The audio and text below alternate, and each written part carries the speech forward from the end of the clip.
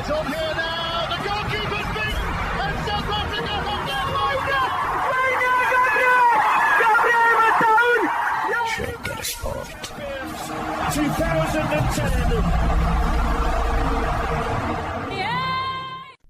ሰላም ጤና ይስጥልን እንደምናላችሁ የተከበራችሁና የተወደዳችሁ የሸገር ስፖርት ዊዝ አበበ ግደይ የዩቲዩብ ቻናል ቤተሰቦቻችን በያላችሁበት እጅግ አስደሳች ጊዜን እያሳለፋችሁ እንደሆነ ተስፋ እናደርጋለን። መልካሙን ሁሉም ለናንተ እንመኛለን። ታዲያ ይህንን ሸገር ስፖርት ዊዝ አበበ ግደይ የሚለውን የዩቲዩብ ቻናላችንን ሰብስክራይብ አድርጉት፣ የደውል ምልክቱን ተጫኑትና አዳዲስ ፕሮግራሞችን ስንለቅ መልእክት ይድረሳችሁ። ላይክ በማድረግ እንዲሁም ደግሞ ሊንኩን ለሌሎች በማጋራት በተከታዮች ቁጥር እንድንበዛ የምንሰራቸው ፕሮግራሞችም ብዙ ሰዎች ጋር እንዲደርስ የምታደርጉትን ጥረት አጠናክራችሁ ቀጥሉ እንላለን። እስካሁን ላደረጋችሁልን ድጋፍ፣ እገዛ እና እኛን ለማንቃት ለሄዳችሁት ርቀት በሙሉ ምስጋናችን ትልቅ ነው። በጣም እጅግ በጣም አድርገን እናመሰግናለን። ነገ የቻምፒዮንስ ሊግ የዋንጫ ጨዋታ አለ። ዛሬ ዋዜማ ላይ ነን ያለ ነው። ይህንን የቻምፒዮንስ ሊግ የዋንጫ ጨዋታ ማን ያሸንፋል? በጣም በጣም በጣም በጣም ከባድ ጉዳይ ነው። አርሰናል ቤት ያለው በራስ የመተማመን ስሜት፣ ፒኤስጂ ቤት ያለው ዝግጁነት፣ ጨዋታውን በተመለከተ የሚሰማንን ስሜት ከበድ አድርጎታል። ኤርገንዶ ትሬደንድ ኢንዱስትሪ የዚህን ጨዋታ ውጤት አውቄዋለሁ እያለ ነው። ገመተ? አዎ እሺ፣ ከነጎል አስቆጣሪዎቹ ወረ ለየት ያለ ግምት ነው። እሺ፣ ደቂቃው ነው የቀራቸው። ሴት ፒስ አለው አላሉም። የቆሙ ኳሶች ምናምን አላሉ፣ ከኮርና ምናምን አላሉ። እሺ፣ ሶሊና ሆም ሾፒንግ ሴንተር ግምታቸውን ልከዋል። የሚሆነው እንዲህ ነው ብለዋል። እናንተስ እስኪ ሶሊና ሆም ሾፒንግ ሴንተርን በግምት አሸንፉና ተሸለሙ። እስኪ ኤርገንዶ ትሬደንድ ኢንዱስትሪን በግምት ብለጡትና ተሸለሙ። የእናንተ የሸገር ስፖርት አድማጮች ግምት እስኪ ሸገር ስፖርት ዊዝ አበበ ግደይ የዩቲዩብ ቻናል ላይ ግቡና የነገው ውጤትማ ብላችሁ ተናገሩ። ኤርገንዶ ትሬደንድ ኢንዱስትሪ የነገው ጨዋታ 2-1 ነው የሚያልቀዋል። ኦስማን ዴምቤሌ ጎል ያገባል፣ ሳካም ጎል ያገባል። አንድ እኩል አረኳቸው። ዋው ኒኮቺ ነቻው 2-1 ዮኮሬሽ ጎል ያገባል። አርሰናል 2-1 በሆነ ውጤት ያሸንፋል። ለመጀመሪያ ጊዜ በታሪክ የቻምፒዮንስ ሊጉን ዋንጫ ከፍ አድርገው ያነሳሉ መድፈኞቹ። ንጉሱን ይሄ ነው ኤርገንዶ። ሶሊና ሆም ሾፒንግ ሴንተር የነገው ጨዋታ የሚያልቀው 2-1 ነው። በውጤቱ አንድ ናቸው። በአሸናፊው ማንነት ግን ይለያያሉ። ሶሊና ፒኤስጂ ከባድ ነው ይላል።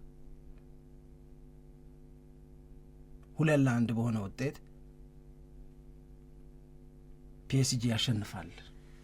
ለሁለተኛ ተከታታይ የውድድር ዓመት የአውሮፓ ሻምፒዮን የመባልን ክብር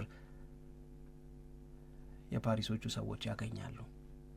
ለነ ሉዊስ ኤንሪኬ፣ ለነ ኦስማን ደምቤሌ፣ ለነ ሃቪቻ የተለየ ታሪክ ይሆናል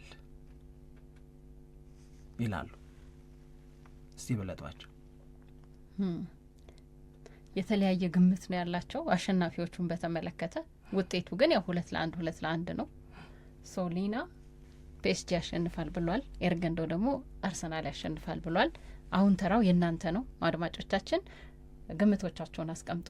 በግምት ከኤርገንዶ ከሶሊና ሆም ሾፒንግ ሴንተር እና ከኃይሌ ገብረስላሴ ጋር ተፎካከሩ። ኃይሌም ግምቱን ነግሮናል። እሺ፣ የኃይሌ ነው በጣም ያጓጓኝ። ለምን እንደጠበቅኩት እንደዚህ ነግርሃለሁ። ለምንድን ነው መጀመሪያ ነገሬ? እኔ ከኃይሌ ጋር ነኝ። ምንም ቢሆን ምን እሱ የገመተውን ኃይሌ ምኞቱንም ግምቱንም ነው ያስቀመጠው። እሺ፣ በሰሞኑ የአርሰናል የፕሪሚየር ሊግ ዋንጫ ማሸነፍ የአርሰናል ደጋፊዎችን ስሜት አይቶታል። ብዙ ደጋፊ ያለው አርሰናል የሚለው በተግባር የታየበት አጋጣሚ መሆኑንም ያነሳን። ደስታቸው ደስ ብሎታል። ስለዚህ ኃይሌ ምን አለ? የምመኘው አርሰናል እንዲያሸንፍ፣ ግን ደግሞ በስፖርት ሀቅ የሚባል ነገር አለ። የስፖርት እውነት ደግሞ ሜዳ ላይ የሚታይ እውነት አለ። ይሄንን የሜዳ ላይ እውነት ደግሞ ከግምት ውስጥ ሳስገባው የፒኤስጂን አደገኛነት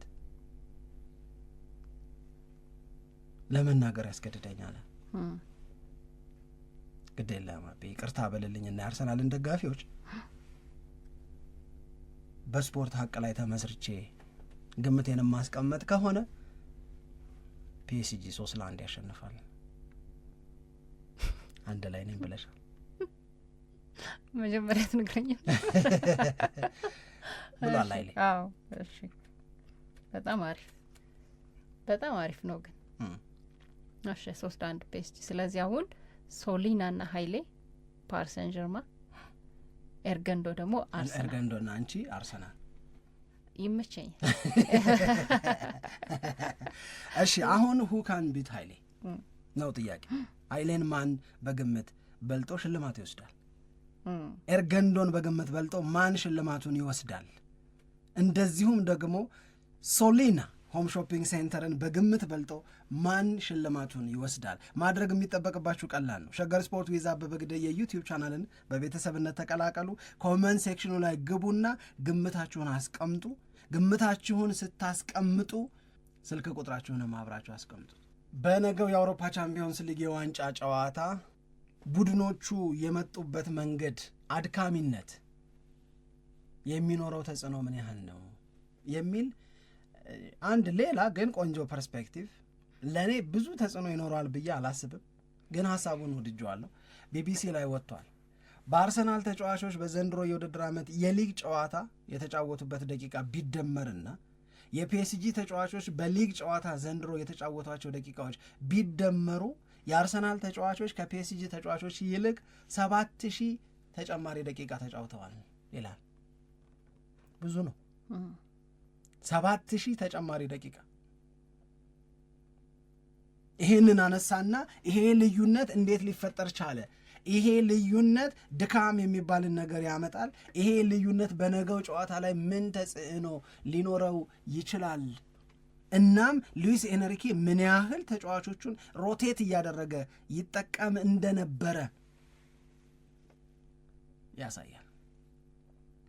አርቴታ የማይነኩ ተጫዋቾች አሉት፣ ሬጉላርስ 37 ጨዋታ የተጫወተው ለዴቪድ ራያን ወስደሽ የዋንጫ መብላታቸውን ካረጋገጡ በኋላ ከፓላስ ጋራ ነው አይደል? ኬፓ ሪዛባላጋ በብዙ መጫወት ከሆነ የአርሰናል ተጫዋቾች በጣም ብዙ ተጫውተዋል ነው የሚለው ቢቢሲ። ደግሞም እውነት ነው።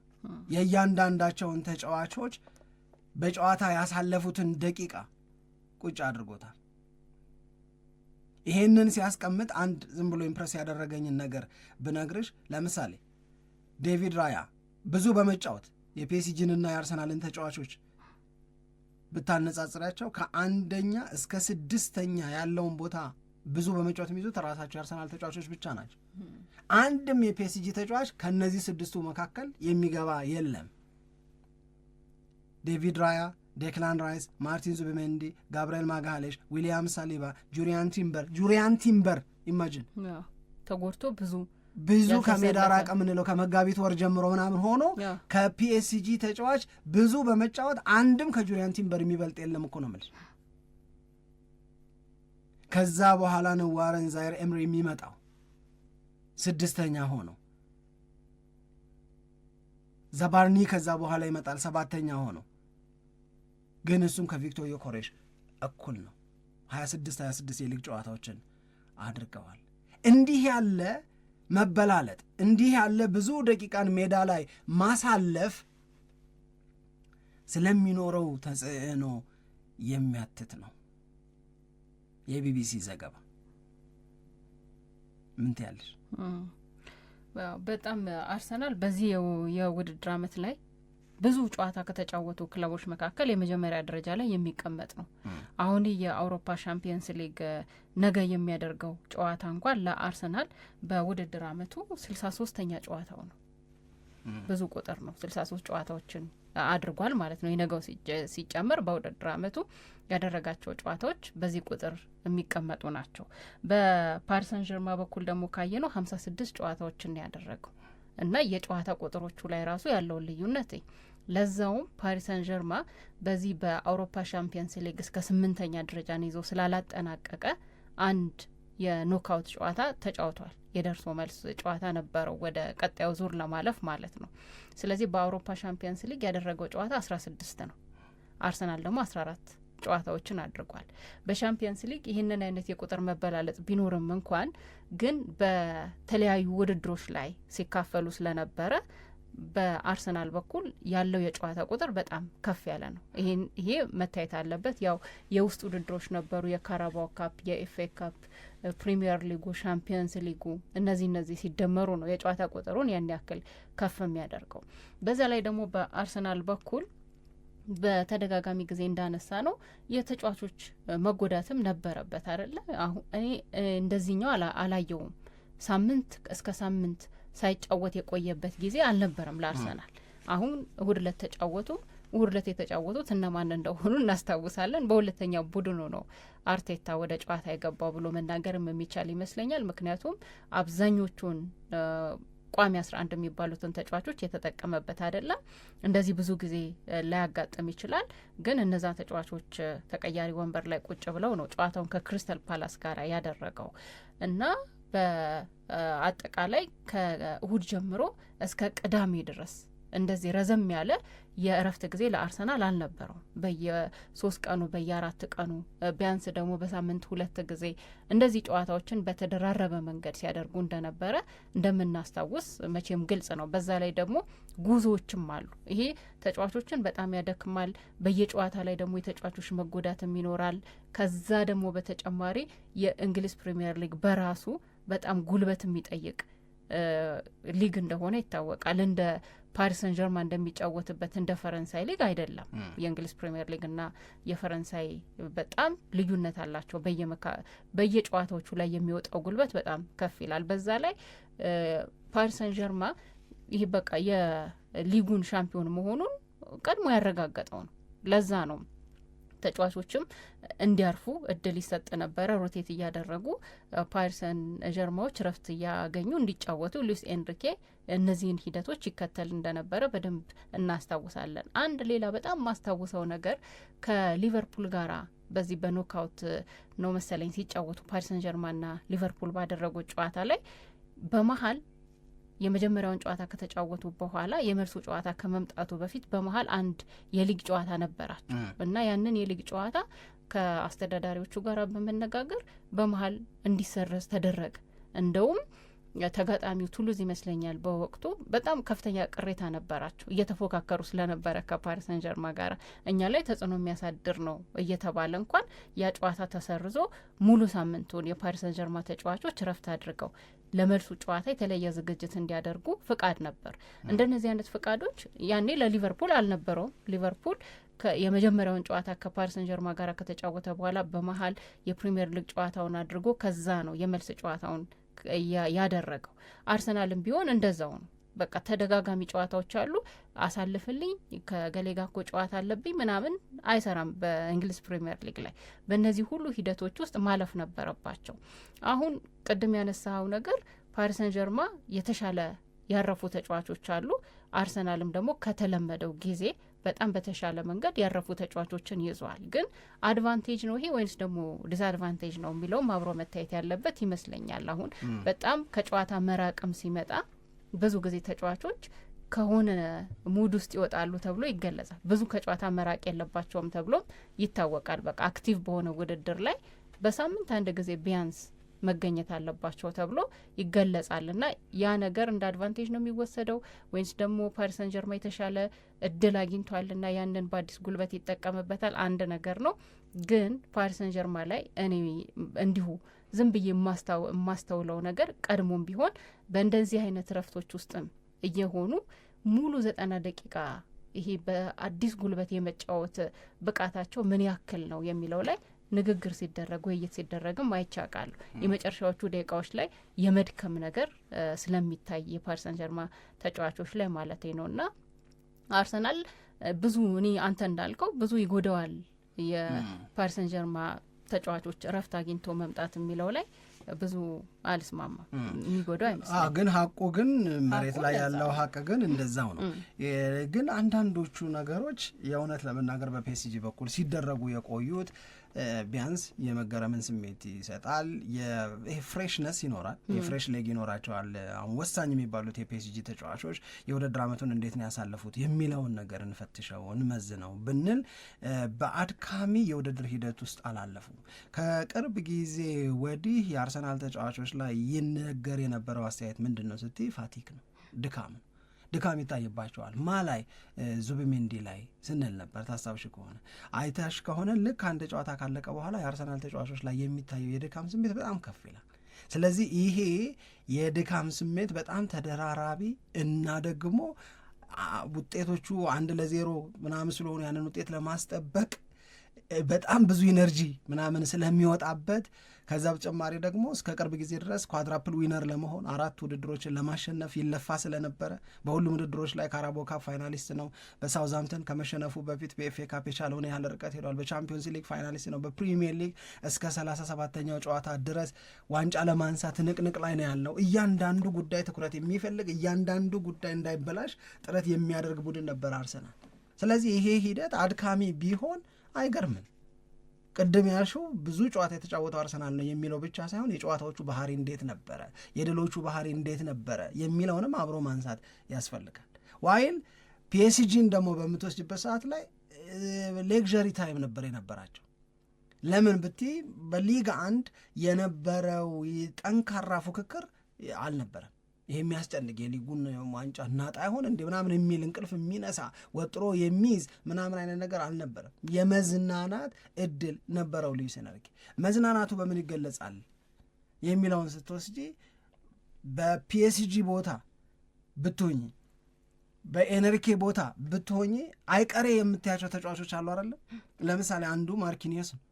ማርኪኒዮስ በነገው ጨዋታ ላይ እመኝኝ በፒኤስጂ ማሊያ የተለየ ነገር ከሚያደርጉ ተጫዋቾች መካከል አንደኛው የፒኤስጂን የመከላከል መስመር በመምራት ራሱም ደግሞ ድንቅ አገልግሎት በመስጠት ማርኪኒዮስ የተለየ ነገር ያደርጋል። ይህንን ያደረገው ዘንድሮ ብቻ አይደለም፣ አምናምን ማርኪኒዮስ የሚገርም አቅም ያለው ተጫዋች ነው። የእውነት ለመናገር ይሄንን ልጅ እንዴት ነበረ ሲጠቀምበት የቆየው ብለሽ ብትወስጂ ከየካቲት 13 በፈረንጆቹ አቆጣጠር 13 ፌብሩዋሪ ማለት ነው እስከ ኤፕሪል 19 ድረስ በአንድም የሊጉ ጨዋታ ላይ ማርኪኒዮስን አልተጠቀመው።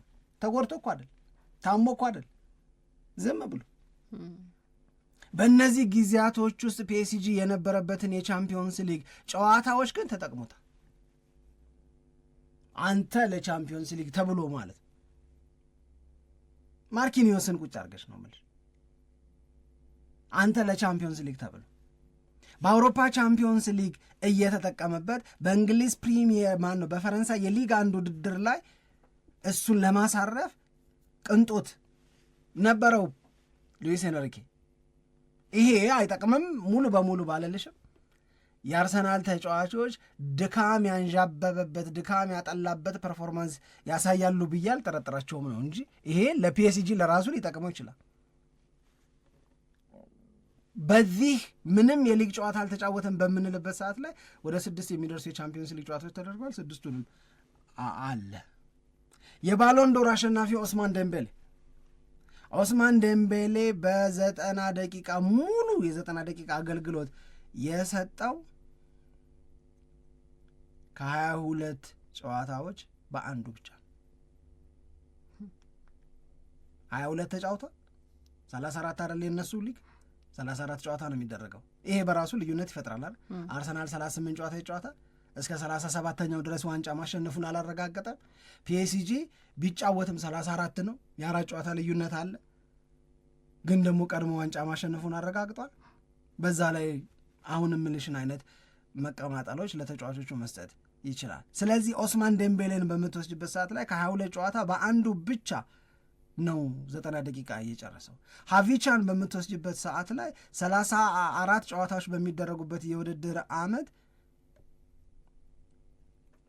28 ጨዋታ ተጫውቷል። 2 ነው ገብቶሻል። እነዚህ አደገኞች ናቸው። ሀቪቻ አደገኛ ነው። ዴምቤሌ ነው። እንደዚሁ ማርኪኒዮስ እንደዚህ እያልኩሽ ለምሳሌ ሜይ 12 ኦስማን ዴምቤሌ የሊግ 1ን ፕሌየር ኦፍ ዘ ይር አሸነፈ። እንዲህ በገባ ወጣ እያለ እየተጫወተ ነው ማለት ለሁለተኛ ተከታታይ የውድድር ዓመት አሸነፈ። 10 ጎሎች አሉት፣ 7 አሲስቶች ናቸው ያሉት። ይሄ በጣም ከባድ በጣም በዛ ላይ ደግሞ ቅድም ያለው ነገር በጣም ውሃ የሚያነሳ ይመስለኛል። ሊጎቻቸው ምን ያክል ፈታኝ ናቸው የሚለው አሁን ለምሳሌ ሁሉንም ጨዋታ በፈረንሳይ ሊግ ላይ ዴምቤሌ ቢጫወት እና ሁሉንም ጨዋታ ደግሞ በእንግሊዝ ሊግ ላይ ሳካ ቢጫወት እኩል ነው ወይ ለጨዋታ የሚያወጡት አቅም? በእንግሊዝ ፕሪሚየር ሊግ ላይ አይተናል። በርንሊ ሞረዱን አረጋግጦ እንዴት እንደሚያደርግ እና እዛ ያለው ነገር ደግሞ በጣም ከፍተኛ ልዩነት። የአውሮፓ እግር ኳስ ማህበር የሊግ ደረጃ ያወጣል። በአውሮፓ እግር ኳስ ማህበር ደረጃ መሰረት የእንግሊዝ ፕሪሚየር ሊግ 1ኛ ነው። በአውሮፓ እግር ኳስ ማህበር ደረጃ መሰረት የፈረንሳይ ሊግ 5ኛ ነው። በ5ኛው ሊግ ላይ የሚኖረው የፉክክር ሌቭል አነስ ስለሚል ነው 5ኛ የሆኑት እኮ። የእንግሊዝ ፕሪሚየር ሊግ 1ኛ የተባለው በሊጉ የሚኖረው ፉክክር ጠንካራ ስለሚል እኮ ነው 1ኛ የተባሉት። ስለዚህ አርሰናል በጠንካራ ፉክክር ውስጥ አልፏል። ፒኤስጂ በንጽጽር ቀለል ባለ የፉክክር ሂደት ውስጥ አልፏል ብለን ብንናገር ልክ ነው የምንሆነው ልልሽ ፈልጌ ነው። ልክ ነው። ልክ ነው። ግን አሁን ቅድም ያልነው ነገር ይሄ የጨዋታ ቁጥር መብዛት እና ድካም አለ የተባለው ሮቴት አድርጎ የመጠቀሙ ነገር ለፓሪስ ሰን ጀርማንና ለሉዊስ ኤንሪኬ የበለጠ እድል አለው ወይ ጨዋታውን ለማሸነፍ? በነገው ጨዋታ ላይ አርሰናልስ በዚህ ምክንያት ብቻ ይጎዳል ወይ? ያን ያክል ተጽዕኖ ያሳድራሉ ወይ ጨዋታው ላይ የሚለው ደግሞ ሌላ መነሳት ያለበት ነጥብ ይመስለኛል። ቅድም አንተም እንዳልከው በተለይ አርሰናል በዚህ ሂደት ውስጥ ስላለፈ በውድድር ዓመቱ ከመቼውም ጊዜ በላይ ተጫዋቾቹ ረፍት ያገኙበት ወቅት ይመስለኛል። አሁን ቅድም ለማስረዳት እንደሞከር ነው። ምክንያቱም የመጨረሻውን ጨዋታ ከክሪስታል ፓላስ ጋር የነበረውን ጨዋታ አብዛኞቹ ተጫዋቾች ያው አልተጫወቱም። ከዛ ከድሉ በኋላ ደግሞ ሰለብሬት ካደረጉ በኋላ ደግሞ ልምምዶችን ሲሰሩና እንደገና ደግሞ ከደጋፊዎቻቸው ጋር በአደባባይ የሚያደርጉትን የደስታ መግለጽ ስነስርዓት ከአውሮፓ ሻምፒየንስ ሊግ ጨዋታ በኋላ እንዳደረጉት ይታወቃል። እነዚህ ሁሉ ድካምን ከማስቀረት ጋር የሚያያዙ ናቸው እና ቀድሞ ባልነበረው አርሰናል ደክሟል ተጫዋቾቹ ያስታውቃል ድካማቸው ምናምን ብለን ስንናገር የነበረውን ነገር ከመቼውም ጊዜ በላይ እረፍት ያገኙበትና ለጨዋታው ዝግጁ የሆኑበት ጊዜ ተፈጥሯል ብዬ ነው ማስበው እኔ። እና ያን ያክል ጨዋታው ላይ ትልቅ ተጽዕኖ የሚፈጥር ጉዳይ ላይሆን ይችላል ብለን ሀሳብ ስንሰጥ አንድም ከዚህ በመነሳት ይመስለኛል። ምንም እንትን ጥያቄ የለውም። አሁን ቅድም ያልናቸው ኢነርጂዎች ዋጋቸው በጣም ከፍተኛ ነው። ሁለተኛ ከክሪስታል ፓላስ ጨዋታ አንስቶ ኦልሞስት የዊክ እረፍት አለ። እንዲህ ያለ የማረፍ አጋጣሚ አግኝተው ስለማያውቁ፣ ሶስተኛ ዙቢሜንዲ ነው የሚጠቀመው ወይስ ስኬሊን ነው የሚወስነው አርቴታ ቢሆንም ዙቢሜንዲ በተከታታይ በብዙ ጨዋታዎች ላይ አልተሰለፈም። አንዱ ድካም ይታይበታል የሚባለው ተጫዋች እሱ ስለነበረ ይሄም ቢሆን ያግዘዋል። ግን ከባድ ነው። ማሰሪያዋ የምትሆነው ይችላል። ከባድ ነው። አይ ነው ሀብት ቢሆነስ መሆን አለብን። በጣም ከባድ እኔ ትናንትና እንዳልኩት ነው የምለው ጨዋታው ለአርሰናል በጣም ከባድ ነው። ጨዋታው ለፒኤስጂ በጣም ከባድ ነው። የምታሳንሽው ተጋጣሚ ጋር አይደለም የሚደረገው ጨዋታ። ቢያንስ አምና እንዳየነው የዋንጫ ጨዋታ አይሆን ዊኔቨር ነው። እሱንም መናገር አንችልም። እኔ አልችልም። ብቻ በዛ 90 ደቂቃ ውስጥ ማን የበለጠ ልክ ይሆናል በሀሳብ ማን የበለጠ ልክ ይሆናል የተሰጠውን የጨዋታ ሀሳብ ሜዳ ላይ በመተግበር የሚለውና ማን ስህተት ይፈጽማል የሚለው ነው ወሳኙ። በልክነትና በምትሰሪው ስህተት የምትሰሪው ስህተት ያስቀጣል። እመኝኝ በጣም ከባድ ጨዋታ ነው የሚሆነው እና እኔ የሚናፍቅ አሁን ሰው የሚናፍቀው ማታ 1 ሰዓት እኔ የሚናፍቀው ማታ 3 ሰዓት ካለቀ በኋላ በቃ ለዚሁ ነው እኔ ለዚሁ ነው ልበል ብቻ ይለቅ የሚሆነውን ለማየት ነው በጣም የጓጓሁት የመጨረሻውን ውጤት ለመረዳት። ለማንኛውም ውጤትን በተመለከተ ግን ታላቁ አትሌት ኃይሌ ገብረስላሴ የሸገር ስፖርት ታላቅ አጋር ታላቅ ቤተሰብ ኤርገንዶ ትሬዲንግ ኢንዱስትሪ፣ ሌላው የሸገር ስፖርት ታላቅ አጋር ታላቅ ቤተሰብ ሶሊና ሆም ሾፒንግ ሴንተር ግምታቸውን አስቀምጠዋል። እስቲ በለጧቸው፣ እስቲ አሸንፏቸው። ኃይሌ ገብረስላሴ ምኞቴ አርሰናል እንዲያሸንፍ ነው። የስፖርት ሀቅ ግን ፒኤስጂ 3-1 በሆነ ውጤት እንደሚያሸንፍ እንድገምት አድርጎኛል ይላል። ኤርገንዶ ትሬዲንግ ኢንዱስትሪ አርሰናል 2-1 በሆነ ውጤት አሸንፎ በታሪክ የመጀመሪያውን የቻምፒዮንስ ሊግ ዋንጫ ከፍ አድርጎ ያነሳል ይላል። ሶሊና ሆም ሾፒንግ ሴንተር ይሄ ጨዋታ የሚያልቀው 2-1 ነው፣ አሸናፊው ግን የሉዊስ ኤንሪኬ ፒኤስጂ ነው እያሉ ነው። ሸገር ስፖርት ዊዝ አበበ ግደይ የዩቲዩብ ቻናል ላይ በቤተሰብነት ተቀላቀሉ፣ አሸንፉ፣ በግምት ብለጧቸው፣ ሽልማቱንም ውሰዱ እንላለን።